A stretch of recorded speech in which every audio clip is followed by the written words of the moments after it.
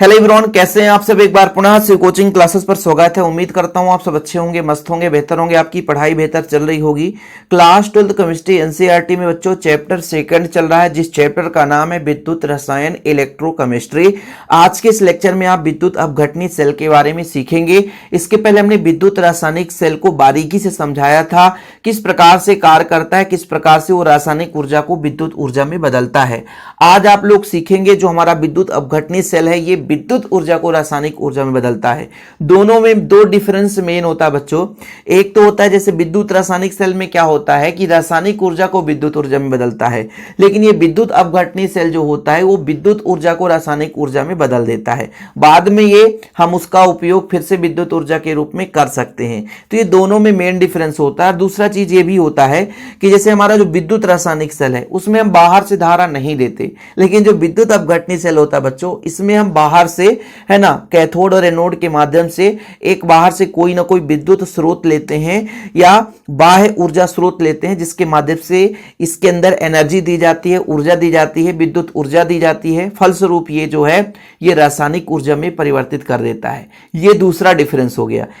तीसरा डिफरेंस ये भी है कि जो बच्चों यहां पर एनोड है, ये विद्युत अपघटनी सेल है, ये धनात्मक होता है, लेकिन विद्युत रासायनिक सेल में जो एनोड होता है वो ऋणात्मक होता है। कंसेप्ट दोनों का एक ही है। एनोड किसे कहा जाता है बच्चों, तो जहां पर ऑक्सीकरण की क्रिया होती है वो एनोड कहला जाता है। तो यहां पर ऑक्सीकरण की क्रिया होती है, यहां से इलेक्ट्रॉन निकलेगा। जो यहां पे आप देख रहे हैं ग्रेफाइट का एनोड, ये आपको अंदर जो दिख रहे हैं बच्चों ये ग्रेफाइट के एनोड है, ठीक है, ये ग्रेफाइट के एनोड है। मैं फिर से यहां पे थोड़ा सा मेंशन कर देता हूं, ये ग्रेफाइट के एनोड है, इस पर ऑक्सीकरण ही होगा। तो यहां पर एनोड है और वहां भी मान लीजिए ऑक्सीकरण ही होता था, लेकिन ऋणात्मक था, इलेक्ट्रॉन की संख्या ज्यादा थी इसलिए वो ऋणात्मक रहता है। लेकिन यहां पे जो एनोड है वो धनात्मक। कुल मिलाकर के विद्युत अपघटनी सेल में एनोड जो होता है वो धनात्मक होता है, जबकि विद्युत रासायनिक सेल में एनोड ऋणात्मक होता है। कैथोड भी वही उल्टा हो जाएगा, यहां पर कैथोड ऋणात्मक है। जैसे यहां पर देखिए पूरा का पूरा पारा भरा हुआ है, ठीक है, पारा भरा हुआ बच्चों, तो ये आपका जो पारा है ये आपका कैथोड का कार्य करता है लेकिन ऋणात्मक है। लेकिन जो विद्युत रासायनिक सेल की जब हम बात करते हैं, विद्युत रासायनिक सेल में कैथोड आपका धनात्मक होता है। तो ये कुछ प्रमुख डिफरेंस है, क्योंकि आगे चल के डिफरेंस का भी वीडियो आएगा तो ये थोड़ा बहुत आपको क्लियर हो पाएगा, ठीक है। तो विद्युत अपघटनी सेल में आप लोगों ने दो तीन चीजें तो सीख ही ली है कि विद्युत अपघटनी जो सेल होता है बच्चों ये आपका क्या करता है, विद्युत अपघटन करता है। यानी जो हम ऊर्जा देते हैं ये पदार्थ को अपघटन करेगा। अब किसका अपघटन करेगा, कोई भी हम विद्युत अपघट ले सकते हैं, जैसे NaCl ले सकते हैं, जल ले सकते हैं, Al2O3 ले सकते हैं, HCl ले सकते हैं। ऐसे पदार्थ विद्युत अपघट के रूप में प्रयोग की जाती है और उसमें धारा प्रवाहित करते हैं, तो इसमें अपघटन होता है। तो विद्युत ऊर्जा को रासायनिक ऊर्जा में बदलता है, ये पहला काम हो गया, ठीक है बच्चों। ये चीज क्लियर हो गया कि जो हमारा ये विद्युत अपघटनी सेल है ये किस ऊर्जा को किस ऊर्जा में बदलता है, तो विद्युत ऊर्जा को रासायनिक ऊर्जा में बदलता है और इसमें हम बाह्य स्रोत से ऊर्जा प्रदान करते हैं, ठीक है। जैसे यहां पर आप देखिए कि आपका ग्रेफाइट का जो छड़ लगा हुआ है ये आपका एनोड का कार्य करता है, ठीक है। और बच्चों जो आपका पारा यहां पे भरा हुआ है निचले तल पर, एक कैथोड का कार्य करता है। कुल मिलाकर के एक भट्ठी बनी रहती है। ये भट्ठी थोड़ा सा खतरनाक आपको दिख रहा होगा, तो इसको मैं एक साधारण भाषा में भट्ठी बनाऊं, है ना, एक नॉर्मल तरीके से कि एक भट्ठी है। कैसे, ये थोड़ा तरीके से पूरा सिस्टमेटिक बना हुआ है कि कुल मिलाकर एक भट्ठी है। अब एक भट्ठी में इस प्रकार से होता है कि नीचे वाला तल जो होता है वो पारे का होता है। किसका बच्चों, पारे का भरा होता है, ठीक है। इसके ऊपर जस्ट पारे के ऊपर आपका एक विद्युत अपघट्ट डला रहेगा, विद्युत अपघट्ट। अब ये जो विद्युत अपघट्ट है इसी विद्युत अपघट्ट में आपके क्या होंगे, छड़ डूबे रहेंगे, ठीक है। इन छड़ों का संबंध कर देंगे, है ना, ये आपका एनोड है, ग्रेफाइट का छड़ लगा हुआ है। और ये जो पारा होता है बच्चों, ये जो पारा होता है ये पारा का संबंध भी कर देते हैं, ये आपका कैथोड का कार्य करता है। क्या करता है, कैथोड का। अब ये अलग मैटर है कि यहां से पारा डालेंगे, एक्स्ट्रा जो बचेगा इधर निकलेगा। यहां से हम मान लीजिए आप NaCl डाल दिए, जब NaCl डाले तो ये अपघटित हुआ, तो जो खराब है वो बाहर निकल जाएगा, कुछ क्लोरीन गैस के रूप में बाहर हो जाएगा, कुछ सोडियम अमलगम बना लेगा, ये चीज है। अब इसको मैंने एक शाब्दिक रूप से आपके माइंड में सेट करने के लिए बनाया। किसके मुख्य रूप से दो भाग है। इस डायग्राम में आप देखिएगा दो भाग है बच्चों, ठीक है। इसकी संरचना देखोगे ना कि एक ठोस पदार्थ का एक पहले जैकेट होता है पूरा का पूरा। ये देखिए ये जो कलर दिख रहा है आपको ये पूरा जैकेट है, ये पूरा का पूरा जैकेट है, पूरा जैकेट ये बंद रहता है। अब इसके मुख्य रूप से दो भाग हैं, एक तो बीच वाला भाग है, यहां पर देख सकते हैं, जहां पे संतृप्त ब्रायन का मतलब होता है यहां पर हम NaCl या कोई भी विद्युत अपघट डालते हैं, इसके माध्यम से विद्युत अपघट इसमें भरा जाता है। दूसरा जो नीचे वाला भाग होता है बच्चों, तो यहां से जैसे पारा भरा जाता है, पारा रहता है, और यही जो पारा होता है वो कैथोड का कार्य करता है। और जो यहां पे आपका ऊपर वाला भाग है जिसमें संतृप्त ब्रायन मतलब जैसे NaCl हमने भरा, तो NaCl में ग्रेफाइट के क्षण डूबे रहते हैं जो कि एनोड का कार्य करते हैं। तो पारा आपका कैथोड का कार्य करता है और ये जो आपके ग्रेफाइट के क्षण ये एनोड का कार्य करता है। और बाह्य स्रोत से हम इसमें एनर्जी देते हैं बच्चों, फलस्वरूप इसमें अपघटन की क्रिया शुरू हो जाती है। बस इतना ही और है कुछ नहीं, ठीक है। तो संरचना में थोड़ा सा देखिएगा, विद्युत अपघटनी सेल कुचालक पदार्थ की बनी होती है, मतलब जो ये बाहर का जो जैकेट है ये अलग कलर का देख सकते हैं, ये पूरा जैकेट यहां से आप देख लो, ये पूरा जैकेट ही है बच्चों, ये पूरा, ठीक है, ये पूरा जैकेट यहां से देख लो, ये पूरा ये कलर जो है पूरा जैकेट ही है ये, ठीक है, ये पूरा जैकेट है, ये यहां से पूरा आगे है, नीचे से पूरा का पूरा एक ठोस पदार्थ कुचालक पदार्थ का बना रहता है, ठीक।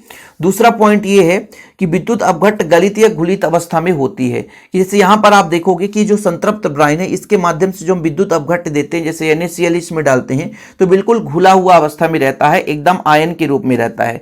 आयन का मतलब ये हो जाता है बच्चों कि आप यहां पर देखिए कि जो NaCl है वो इस प्रकार से रहता है घुलित अवस्था में, द्रव में, और यदि इसको जल के साथ मिला देंगे तो ये आपका Na पॉजिटिव और Cl निगेटिव इस फॉर्म में रहता है, ठीक। ये चीज होता है विद्युत अपघटन, यानी ये आपका घुलित अवस्था में रहता है, जैसे ही धारा पाता है तो ये आयन के रूप में बदल जाता है जब हम बाहर से धारा प्रवाहित करेंगे। फिलहाल इतना क्लियर हो गया। तीसरा पॉइंट है, विद्युत स्रोत कोई बैटरी या गैल्वेनिक सेल होती है, मतलब हम इसमें जो धारा देंगे यानी एनर्जी देंगे, ऊर्जा देंगे, ये आपका एनोड और कैथोड के माध्यम से, तो बाहर से कोई ना कोई बैटरी लगाना पड़ेगा बच्चों जिसके माध्यम से ऊर्जा हम देते हैं।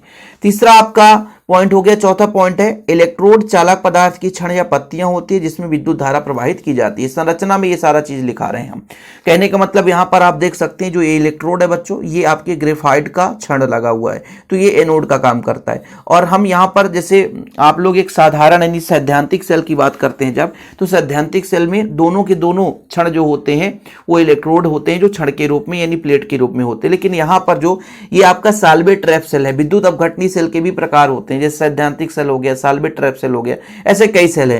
तो ये आपका साल्वे ट्रैप सेल है। अब इसमें होता क्या बच्चों कि ये जो पारा है ये कैथोड का काम करता है, तो पारा हम यहाँ पर क्षण नहीं लगाते हैं, केवल हम ग्रेफाइट का एनोड लगाते हैं यहाँ पे क्षण जो कि धनात्मक होता है, ये आपका दिख रहे हैं। तो मतलब दोनों का क्षण यहाँ पे नहीं लगा हुआ है। सैद्धांतिक सेल में जब आप देखोगे तो आपका दोनों का दोनों जो इलेक्ट्रोड है वो कहीं ना कहीं छड़ों से नहीं धातु से बने होते हैं बच्चों। फिलहाल ये चीज क्लियर हो गया। इसके 4 पॉइंट क्या हो गया, जो विद्युत अपघटनी सेल होता है वो ठोस पदार्थ से बना होता है, ठीक है। विद्युत अपघट यहाँ पर गलित अवस्था में लेते हैं। तीसरा, विद्युत स्रोत हम बाहर से देते हैं बच्चों, और इलेक्ट्रोड जो होता है वो प्लेटों का बना होता है जिसके माध्यम से धारा प्रवाहित करते हैं। अब कार्य विधि में सिंपल है, कार्य विधि में कुछ है ही नहीं है। कार्य विधि में होता क्या है कि जैसे एनोड और कैथोड के माध्यम से बाहर से धारा प्रवाहित करते हैं, ठीक है बच्चों। जैसे ही धारा प्रवाहित करते हैं तो इसके अंदर होता है विद्युत अपघटन। तो सबसे पहले आप लोगों को लिखना क्या है, पूरा का पूरा लिख लेना। जैसे विद्युत अपघटनी सेल बनाओगे, इसका चित्र बना लोगे, फिर संरचना लिखोगे, फिर कार्य विधि लिखोगे बच्चों, ठीक है। तो देखिए, जैसे इस पे हम धारा प्रवाहित करेंगे बाह्य परिपथ के माध्यम से, प्लस और माइनस से धारा प्रवाहित करेंगे, तो जो अंदर है बच्चों उसमें विद्युत अपघटन की क्रिया होती है। विद्युत अपघटन का मतलब होता है जो हमने ब्रायन ले रखा है, जो हमने विलयन ले रखा है बच्चों, उसमें अपघटन होगी। अपघटन किस प्रकार से होगी, तो यहां पर मैं आपको थोड़ा समझाता हूं।